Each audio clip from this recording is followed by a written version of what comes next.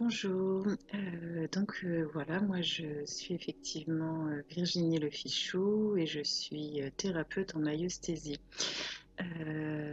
Aujourd'hui, je viens un petit peu préciser des choses s'agissant de cette nouvelle thérapie brève qui est à ce jour peu connue et que je désire effectivement faire connaître pour ses bienfaits.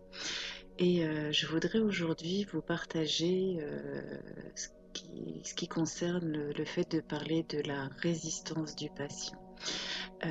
J'ai pu être amenée en consultation à avoir des personnes qui avaient été abîmées par un chemin compliqué de thérapie, hein, pour essayer de trouver des solutions à leurs difficultés,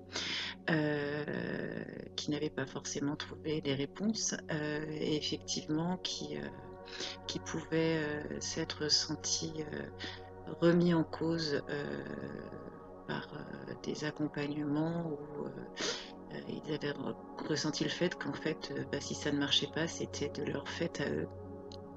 Parce que, par exemple, ils avaient un mental trop présent ou enfin bref, des difficultés comme ça un petit peu nommées qui font que le patient qui vient en confiance peut avoir des difficultés à franchir de nouveau la porte pour être accompagné.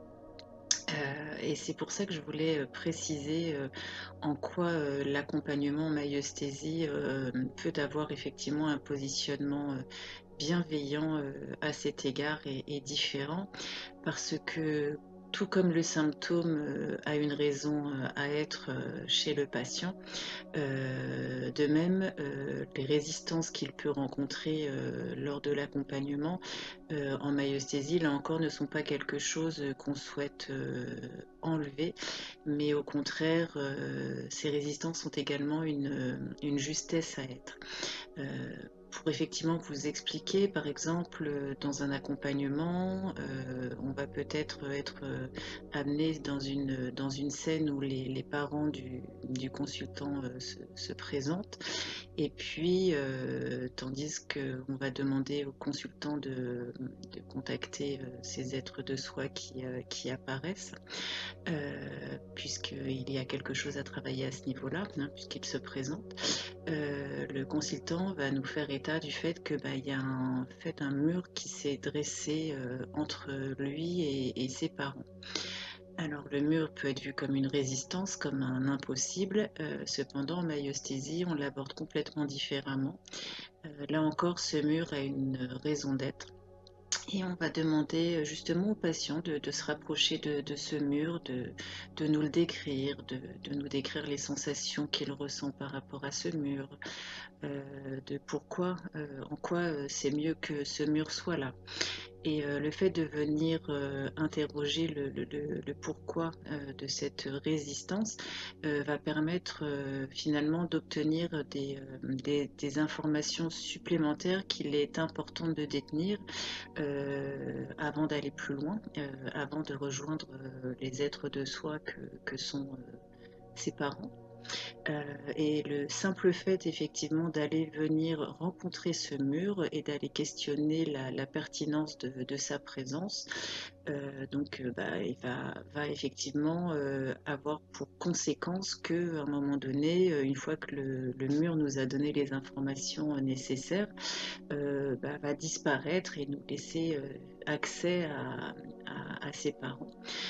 Donc voilà, effectivement, là encore, il n'y a pas de mauvais patient, euh, mais c'est le thérapeute qui va tenter, qui va cheminer, qui va questionner avec le patient tout ce qui est amené dans sa psyché. Mais effectivement, voilà, la résistance n'est pas une contre-indication au travail thérapeutique. On va juste demander pourquoi c'est pertinent que cela soit là. Et il y a également ce qu'on appelle un seuil d'indiscrétion en maïeusthésie. Donc on fait la différence entre ces résistances qui sont questionnées et qui vont pouvoir de ce fait tomber. Mais également la maïeusthésie reste une thérapie bienveillante et il y a des lieux où ce n'est pas juste pour le patient d'aller, hein. Donc on questionne, mais effectivement on fait le constat avec le patient qu'aujourd'hui, si c'est là, c'est que cela a une justesse à être et que on note que là il y a cet impossible à aller. Mais voilà, il y a deux choses qui sont différentes entre les résistances qui viennent dire quelque chose et les seuils d'indiscrétion à ne pas franchir pour respecter les limites du patient et là aussi ne pas le mettre à mal. Je vous souhaite une bonne journée. Je vous dis à bientôt pour d'autres informations sur la maïeusthésie. Et n'hésitez pas si vous avez des questions. Je suis toujours disponible avec grand plaisir. Et mon site internet, vous pouvez le trouver en tapant maieutherapie.com, maieutherapie.com, sans accent, sans majuscule. N'hésitez pas à m'envoyer des messages et je me ferai une joie de vous y répondre. Très bonne journée à vous. Au revoir.